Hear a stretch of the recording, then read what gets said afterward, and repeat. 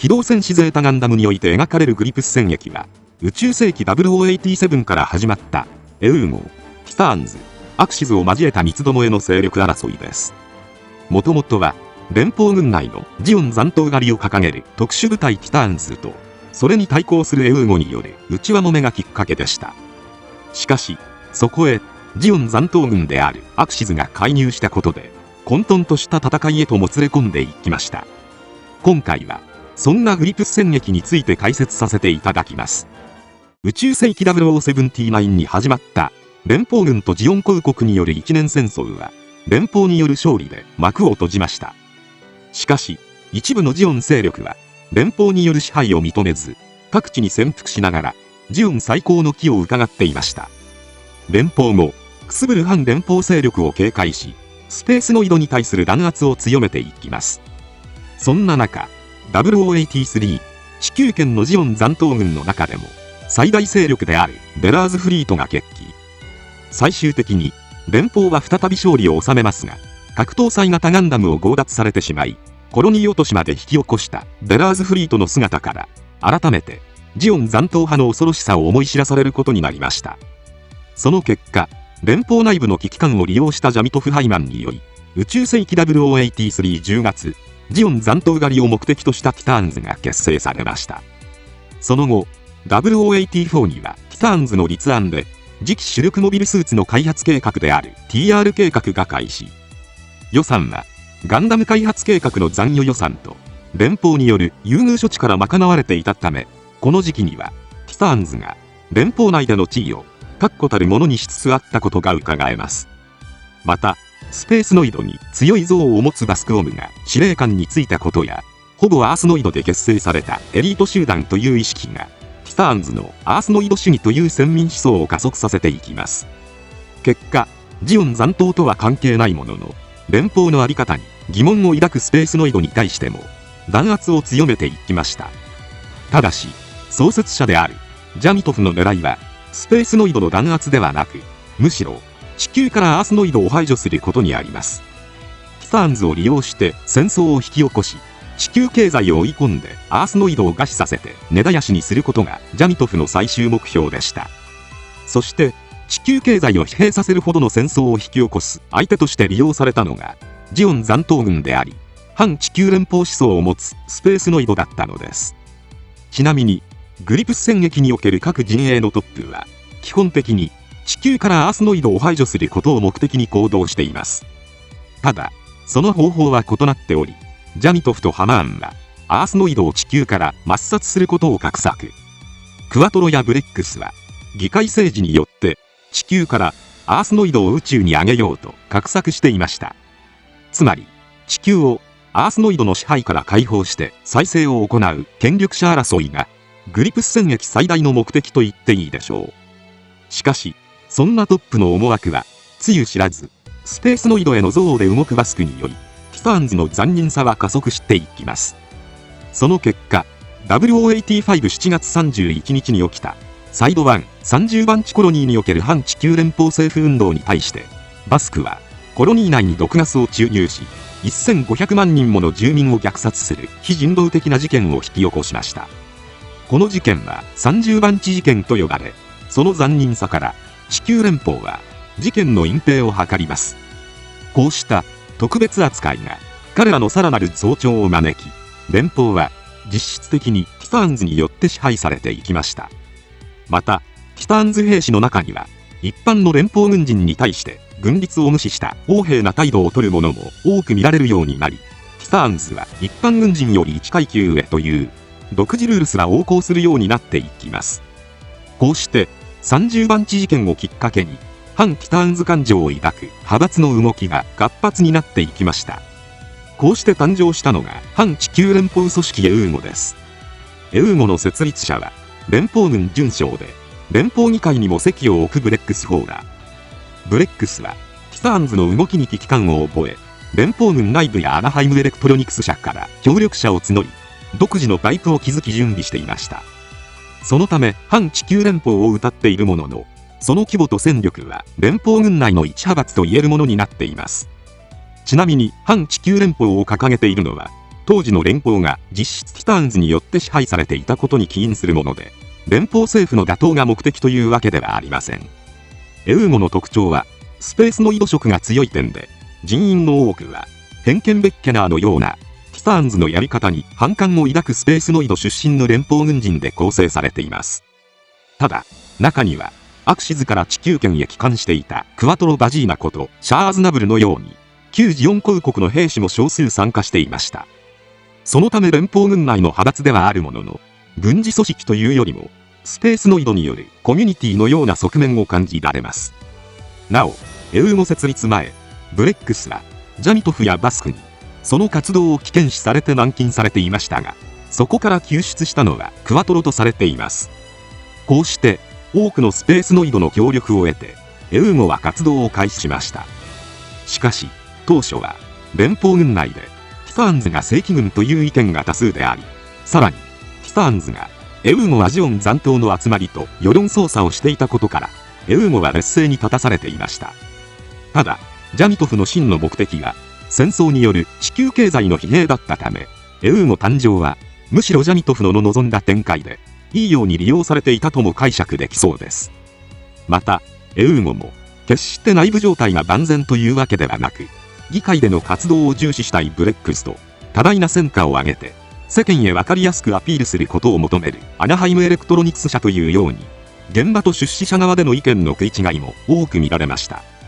そんな中、ティターンズによる新型ガンダム開発の情報をキャッチしたことをきっかけに、エウーゴとティターンズの対立は表面化していきます。ティターンズは、フラッグシップ機となる新型モビルスーツ、ガンダムマーク2を開発、サイド7のコロニー、グリーンのアワンで運用試験を行っていました。0087-3月2日、そこへクワトロ率いるモビルスーツ隊が吸収。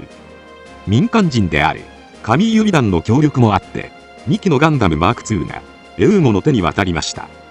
当然、ティターンズはフラッグシップ機の返還をエウーゴに要求。しかし、返還を求めた交渉で、バスクはカミーユの母親を生身のままカプセルで宇宙に放り出すという非人道的な作戦を実行。結果的に組織の残虐さを目の当たりにしたエマシーンの離反を招きます。このガンダムマーク2強奪を起点とした一連の事件がグリプス戦役開戦のきっかけとなりました。また、エウーゴはガンダムマーク2を鹵獲したことから、ティターンズのモビルスーツ開発技術の吸収に成功。ゼータガンダムをはじめとした強力な主力モビルスーツ開発に着手し、戦力増強を図るなど、活動を次のステップへと進めていきます。その裏で、木星帰りの男、バプテマス・シロッコが地球圏へと帰還し、ティターンズへと参加。また、同時期に、地球圏へ向けて、ジオン残党軍アクシズが移動を開始していました。そんな中、民を味方にしたいアナハイムエレクトロニクス社をはじめとしたエウーゴの出資者は、連邦軍本部ジャブラオの制圧作戦を提案。戦力差や地球からの脱出の難しさに、現場は難色を示しますが、地球上のエウーゴ支援組織カラダの協力もあり、作戦は承認されました。また、作戦直前に、ティターンズから離反した一年戦争の英雄、ブライトノアもエウーゴへ参加し、アーガマの艦長に就任。こうして、0087-5月11日、エウーゴは、モビルスーツ部隊によるジャブローへの降下作戦を開始しました。ティターンズの部隊による執拗な攻撃を受けるものの、部隊の大部分は、ジャブローへの降下に成功します。しかし、エウーゴの動きを事前に察知したティターンズにより、ジャブローの基地機能は、事前に移転が済んでおり、わずかな守備隊が残されているだけでした。さらに、ティターンズは、ジャブローそのものを罠とし、侵入してきたエウーゴの部隊を地下に仕掛けた核爆弾で、ジャブローをもろとも一網打尽にしようと図ります。そんなティターンズの意図に気づいたエウーゴの部隊は、核爆発前に脱出に成功。しかし、連邦本部の制圧という当初の目論見は外れた上に、ティターンズの情報統制によって、エウーゴがジャブローに核攻撃を行ったと印象操作され、むしろ世論からの反感を買ってしまう結果となります。このジャブロー侵攻作戦により戦火が拡大し、世間は地球連邦軍が派閥を2つに分けて抗争を開始したと認識するようになりました。その後、カラダの協力もあって、地球へ降下したエウーゴのモビルスーツパイロットは宇宙へと帰還しました。一方、アムロレイが合流したカラバは、地球での抵抗を本格的に開始します。香港シティでの戦いを経て、ティターンズの新拠点、ニューギニア基地攻略作戦を実行。そんな中、0087-8月10日、宇宙では、ティターンズが艦隊を集結させており、エウーゴに協力する月面都市フォン・ブラウンの制圧を目的としたアポロ作戦を開始。ジャミトフに取り入って、ティターンズ内で頭角を現していたシロッコの巧みな計略により、フォン・ブラウンはティターンズに占領されてしまいました。しかし、シロッコがバスクの副官であるジャマイカンの反感を買ったことで、占領直後にジャマイカンへ指揮権を譲り、ドゴスギアと共に離脱。こうして、ティターンズ側の戦力が分散したこともあり、アーガマ部隊に発電施設を占拠され、フォン・ブラウンは再びエウーゴに奪還されました。このように戦力で勝るティターンズに対して、エウーゴは各地で善戦していましたが、8月17日、連邦議会に出席していたブレックスがティターンズによって暗殺されてしまいます。さらに、連邦議会では、ティターンズに連邦軍の指揮権を委ねる法案が満場一致で可決されました。こうして、連邦軍は完全にティターンズの管轄下へと置かれます。その後、ジャマイカン率いる部隊は、エウーゴに協力する月面都市グラナダに対して、サイド4の無人コロニーを利用したコロニー落としを決行。結果として、エウーゴの活躍により、コロニーの軌道は変更され、グラナダへの落下は阻止されました。しかし、ティターンズの苛烈さは、とどまるところを知らず、9月21日には、サイド2、25番地コロニーに対して、G3 ガスによる攻撃を行います。これもエウーゴによって阻止されますが、一連のコロニーをめぐる作戦は、ティターンズの過激さを象徴する作戦となりました。そんな中、10月12日、ミネバザビを旗印とするジオン残党軍、アクシズが地球圏へと帰還します。エウーゴは、アクシズと手を組むため接触を試みますが、ブレックスナキアと指揮権を託されていたクワトロと、ミネバの摂政であるハマーンの個人的な確執により交渉は決裂しました。この隙に、シロッコがアクシズと接触。ジオン残党狩りを掲げていたはずのティターンズが、ザビ家の復興を手土産に、ジオン残党の最大勢力と手を結ぶという異常事態が発生します。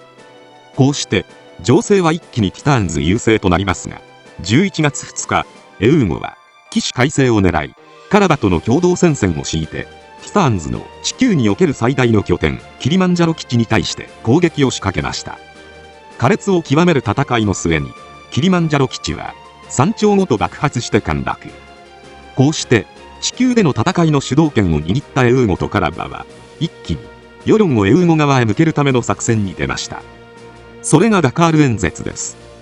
11月16日、エウーゴとカラバの部隊がダカールで開催されていた連邦議会を占拠。そして、カメラを前に、クワトロは、自身がジオン大君の維持であることを明かし、ティターンズの非道さとエウーゴの正当性を全世界へ主張しました。さらに、議会の放送を妨害しようと襲撃してきたティターンズが、市街地や議会への被害も厭わない戦闘をする様も世界へ中継。シャアというスペースノイドのカリスマによる言葉と、ティターンズの実態が発信された効果は絶大で、テロリスト扱いされていたエウーゴの正当性が一気に認められます。逆に、ティターンズへの印象は著しく悪化し、各地で反対運動が巻き起こるなど、世論の印象は完全に逆転することとなりました。また、連邦軍内への影響も大きく、ダカール演説を受けて放棄した連邦軍がエウーゴ艦隊と連携して、コンペイトー駐留部隊へ攻撃を行うなど、連邦内もエウーゴ寄りになっていきました。一方で、世論からの支持を失ったティターンズの行動は、より過激なものとなっていきます。その一環として、グリプス2をコロニーレーザーに改造。12月7日には、エウーゴに味方するグラナダや、中立コロニーに対する見せしめとして、サイド2、18番地へ向けてレーザーを発射します。これにより、コロニーの崩壊は免れたものの、居住者は全滅しました。また、12月14日には、コロニーレーザーをグラナダに移動させるための陽動作戦として、サイド2、21番地へ、G3 ガスによる攻撃を行い、住民を虐殺。なお、直後に、サイド2、13番地に対しても G3 ガス攻撃を行おうとしますが、エウーゴの活躍によって阻止されました。しかし、この一連の陽動作戦によって、グリプス2は着実に月面都市グラナダの射程圏内へと移動します。エウーゴはこれを阻止すべく改めてアクシズに対して協力を要請しました。そして12月26日、シャアはハマーンと交渉。エウーゴからサイド3を譲渡することを条件にアクシズの協力を取り付けました。そしてエウーゴがティターンズを引きつけている間にアクシズは誤射に見せかけてグリプス2の核パルスエンジンを破壊。これによりグリプス2は停止し、車軸もずれたためグラナダへの攻撃は不可能となりました。なおこの時アクシズは核パルスエンジン以外の損傷を出さないよう攻撃しており、後に自分たちがコロニーレーザーを使う布石も打っています。その後ハマーンはジャミトフと接触し暗殺を狙うものの失敗。脱出後エウーゴと協力してティターンズと交戦しながらアクシズをティターンズの本拠地ゼガンの門へと衝突させて破壊しました。こうしてティターンズは宇宙における最大の拠点を失ってしまいます。さらにアクシズ軍はティターンズの守備が手薄になったグリプス2を制圧することに成功しました。一方戦力を大きく消耗し連邦軍からの支持も失われていた状況を打開すべくジャミトフはアクシズの旗艦グアダンを訪れハマーンと再度の交渉に挑みます。しかしクワトロの乱入やサラの暴走により艦内は混乱状態となりました。それに乗じてシロッコはジャミトフを暗殺。その罪をハマーンに着せることで敵討ちを名目にティターンズの実権を握りました。その後0088-2月2日エウーゴはグリプス2を奪取するためにメールシュトローム作戦を決行。アクシズ軍に勝利したエウーゴがグリプス2を完全に管理下に置きます。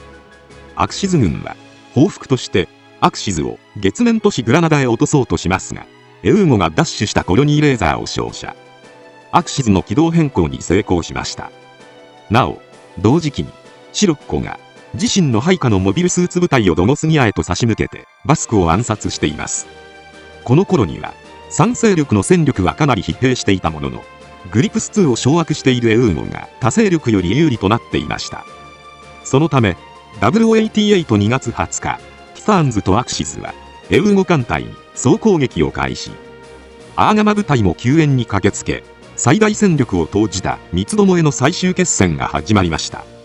多くの犠牲もありましたが、最終的にはグリプス2を守りきったエウーゴのコロニーレーザー攻撃でティターンズ艦隊は壊滅的な打撃を受けます。また指導者であるシロッコも死亡したためティターンズは実質的に壊滅しました。また先を見据えたアクシズは戦力を温存するためにレーザー発射後には早々に撤退。こうしてグリプス戦役は一応エウーゴの勝利によって終結しました。しかしエウーゴも多くのエースパイロットを喪失し戦力の大半を失った上に組織の実質的な指導者だったクワトロが消息不明となってしまいました。そのため戦後すぐに地球圏での主導権を握るには至りませんでした。一方アクシズ軍は被害を最小限に抑えたためネオジオンと名を改め戦後の主導権を握ることになっていきます。こうしてグリプス戦役直後にはエウーゴとネオジオンによる第一次ネオジオン構想へと戦いは移ることになります。ということで以上グリプス戦役についてでした。なお壊滅したティターンズですがそのほとんどがエウーゴへと投降しました。しかし中にはエウーゴに主導権を握られることを良しとしない一部のアースノイドもいて連邦政府に対して反旗を翻しています。それが0088-1月25日から同年4月5日まで続いたフェズンの反乱です。こちらはガンダムセンチネルで描かれた内容で、地球至上主義を掲げる地球連邦軍共同体の一部の将校がニューリサイズと名乗って決起し、小惑星基地フェズンを制圧。ネオジオンの抵抗もあって大戦力を回せなかった連邦は反乱の鎮圧のため少数精鋭のタスクフォースアルファを送り込んでいます。余談ですがジークアクスのテーマ曲プラズマの歌詞はマチュとヤーンの出会いをイメージしているように解釈できます。しかしゼータガンダム第1話を知っている人が聞くとカミーユとジェリドの出会い、そして止められなかったファーの3人を描いているように感じることができる面白い作りになっています。もしもあの改札の前で立ち止まらず歩いていれば君の顔も知らずのまま、幸せに生きていただろうか。もしもあの人混みの前で、君の手を離さなければ、もしも不意に出たあの声を、きつく飲み込んでいれば、もしもあの改札の前で、立ち止まらず歩いていれば、君はどこにもいやしなくて、僕もここに、いなかった。今回は以上となります。チャンネル登録されるかはお任せいたしますので、もしよければ、もう一本動画を見ていただけたら、とても嬉しいです。最後までご視聴いただき、ありがとうございました。